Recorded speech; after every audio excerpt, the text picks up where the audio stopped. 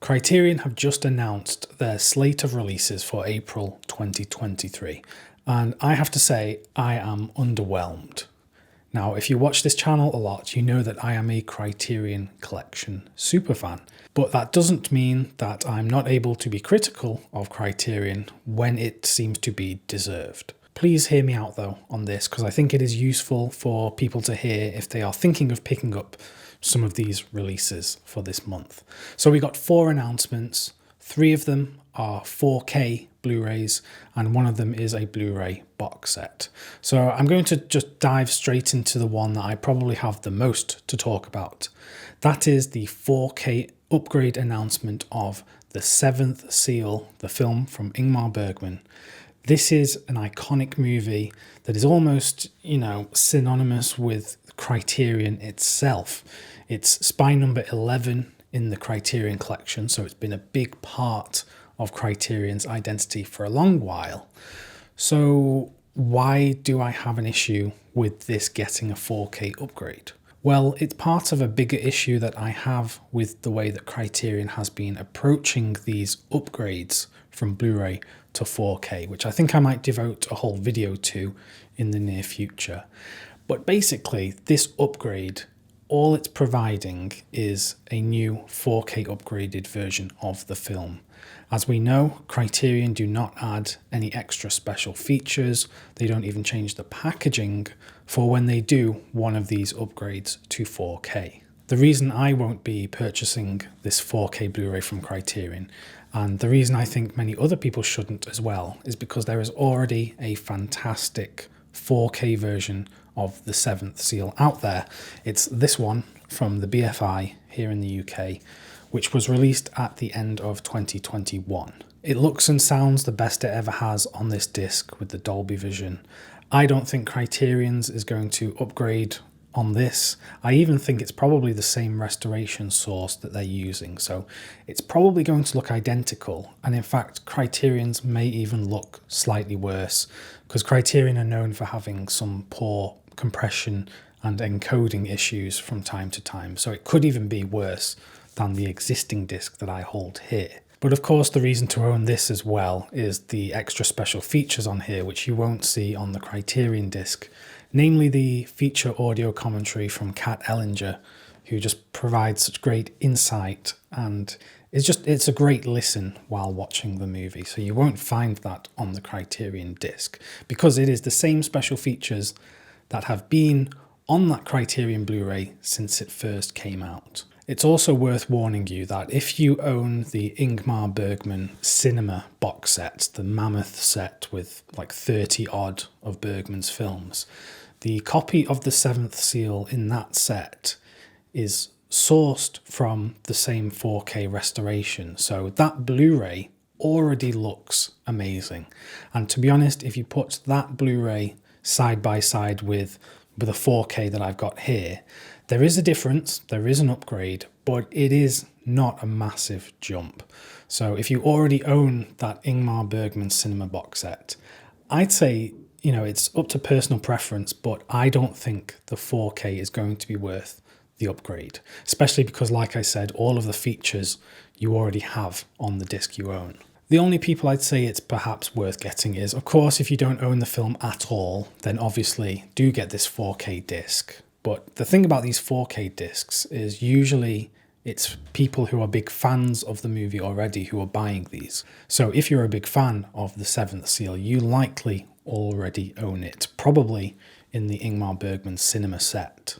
If you do own the older Blu-ray that has the same cover artwork, that is from a dated restoration, so you probably are going to get a lot more out of it from upgrading to this new 4K. But again, I think get the BFI disc. Even if you're in the US, it's probably going to be cheaper picking up this UK import than actually buying the Criterion disc itself. And with it being a 4K disc, it's region free, so you don't even have to worry about having a multi-region player. So yeah, that's basically all I have to say about it. It comes out on April 18th for anyone who's interested, retailing at $50, but they've got the pre-order price of $40.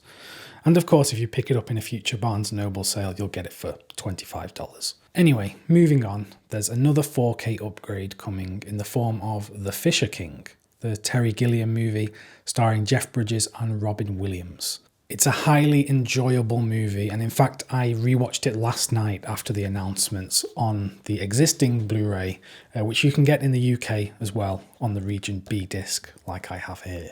Again though, you are getting no new special features on the 4K disc. It's basically going to be exactly the same as this that I'm holding here, same artwork, same special features. It will just have the new 4K disc as well. It is from a new 4K digital restoration, whereas this was from a 2K digital transfer.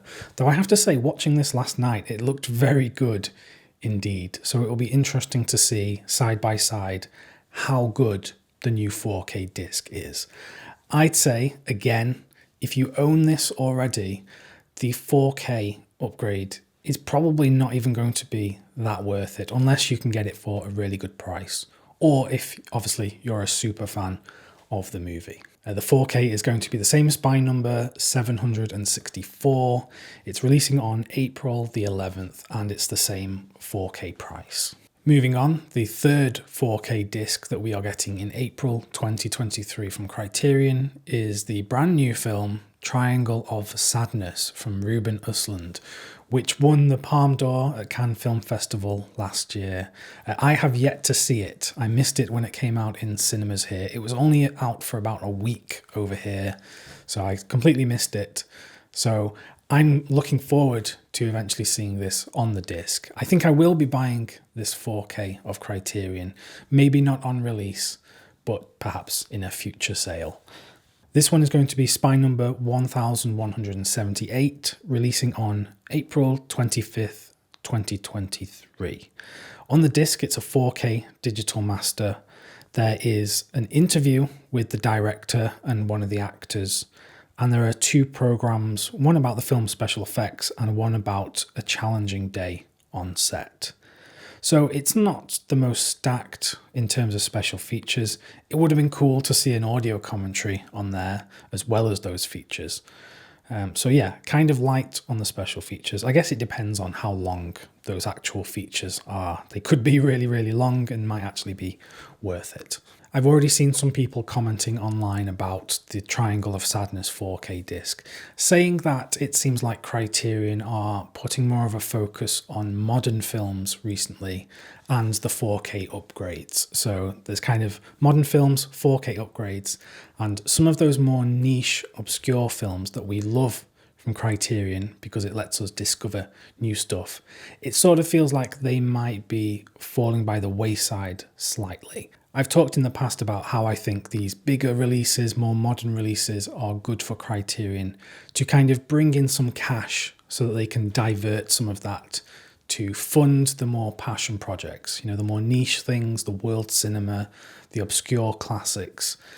But I just hope that we have more of that kind of stuff coming. You know, things like the World Cinema Project box sets and some of the more obscure silent movies that Criterion have released in the past, like Lonesome, or just some of the real obscurities that are within the collection. I want more of that stuff. But I think that the fear at the moment is that Criterion are going to really get a sniff of the money and realise that the 4K upgrades and these modern films are actually bringing in a load of money, so let's double down on that. That is complete speculation, of course. It's just a worry at this stage. I guess we'll see how things unfold in the next year or so. The fourth and final release that we have for April 2023 from Criterion is Small Axe. This is a box set of films made by Steve McQueen, who made 12 Years a Slave and The Underrated Widows, which I really love, and Shame and a few other movies.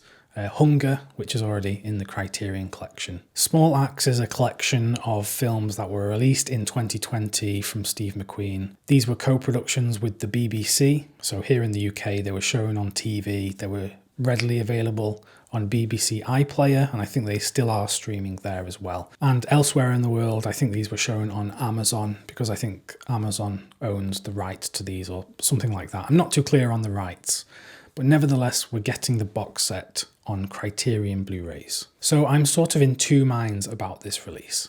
First of all, I'm excited because these are great films, and previously they were only available digitally, so to have them on a physical disc is a great thing.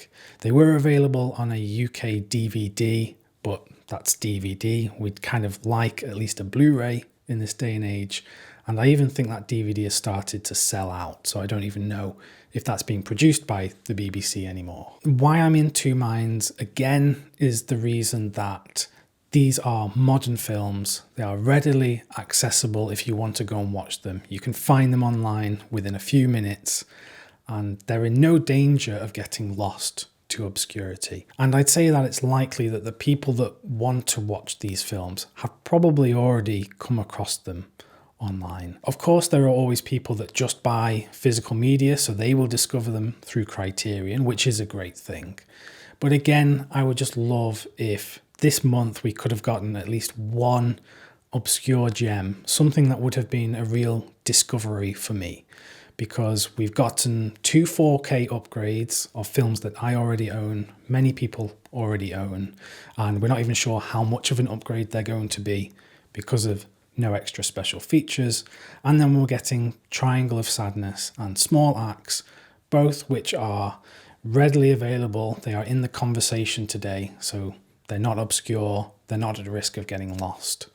So yeah, I just would have liked something a bit different this month. But do let me know what you think, because I'm sure that some people are very excited about this month.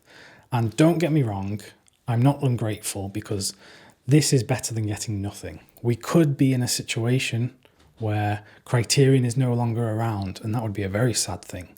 So I'm at least glad we're getting something. I just would have liked something different. If you want to hear more Criterion talk from me, then just click the video on screen now. You'll get some more recommendations from me. Anyway, thanks for watching, and I'll see you soon.